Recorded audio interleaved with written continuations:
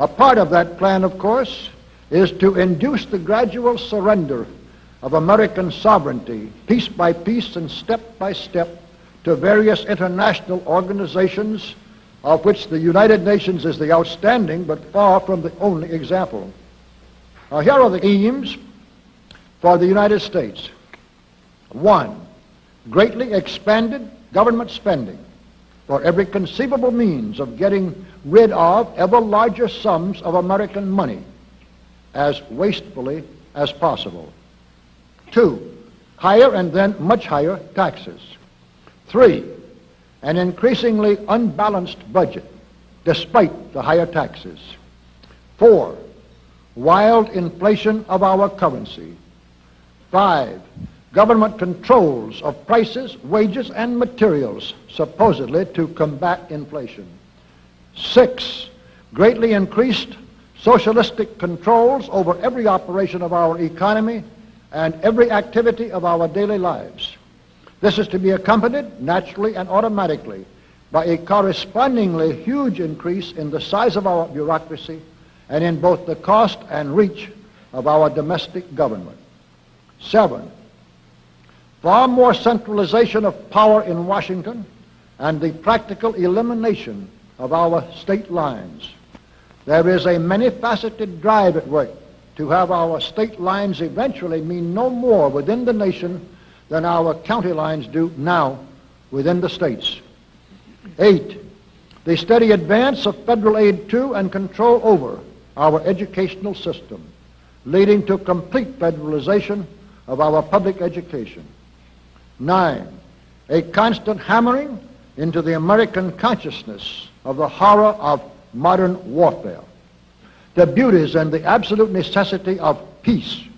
Peace always on communist terms, of course.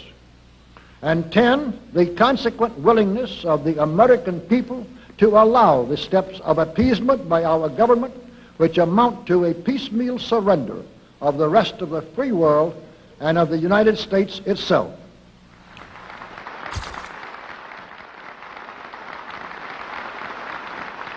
So brush the insider's dust out of your eyes, my friends, and the communist soap suds out of your brain, and ask yourselves in all honesty, what on earth is wrong with the United States simply minding its own business?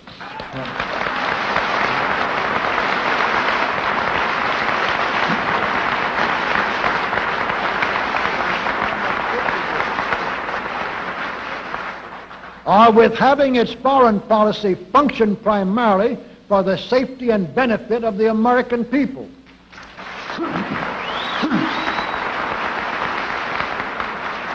Which is exactly what we had done for the first 140 years of our existence as a nation, to the incredible advantage of ourselves and everybody else.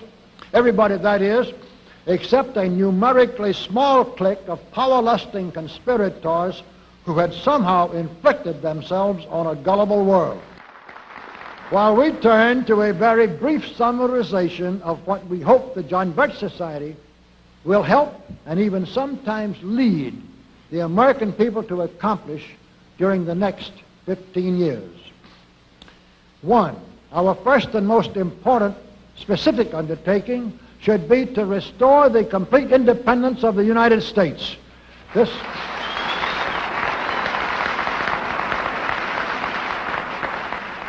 This includes our resolution to get us out of the United Nations and get the United Nations out of the United States.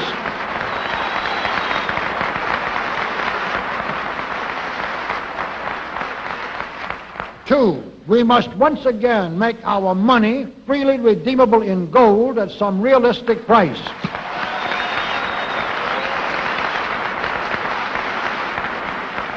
And we must take all practicable legislative steps to prevent a recurrence of the enormous thievery and other subversive crimes that have been perpetrated on the American people through a contrived inflation by every president from Franklin Roosevelt through Richard Nixon. 3, we should reduce the number of government bureaus, of government civilian employees, and the whole quantity of government by at least 50%.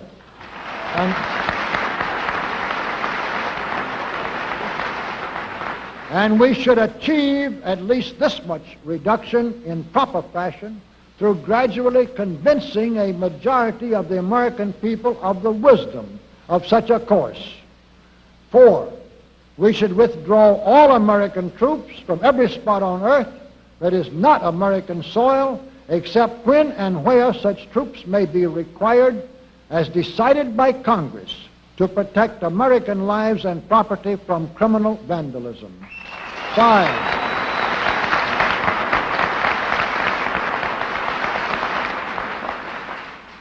5, we should get government out of the areas and functions and activities where government does not belong. Again, all steps to this end should be taken gradually, but nevertheless just as rapidly as enough of the American people can be persuaded to support such progress. Any such achievement will require a truly massive educational force, but that's exactly what we hope to build during the next 15 years. We could go ahead for at least 100 numbered items, but the John Birch Society will undoubtedly be working on more than that many specific projects, which will be laid out in its bulletins before another 180 months will have rolled around. And all of these projects will fit into the general pattern indicated by the 5 major objectives listed above. So let's really wind up this marathon monologue with one final thought. None of us can guarantee anything about what the future will bring. Your speaker knows what a job we have before us to rid our country of the scourge of communism within the next few years, and then to go ahead on our constructive program so well that 15 years from now we shall already be entering an era of far less government, of a much sounder sense of responsibility, and, with God's help, of a better world. But I sincerely believe that it can be done, and this much I know.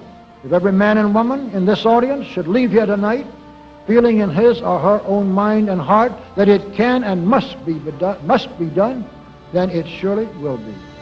And so, all of you patriots of good character, good conscience, and noble ideals, whom we can reach with the filmed version of this speech in 1,000 other audiences, it is with a great deal of confidence and energizing will to win that we invite you to join us in our epic undertaking.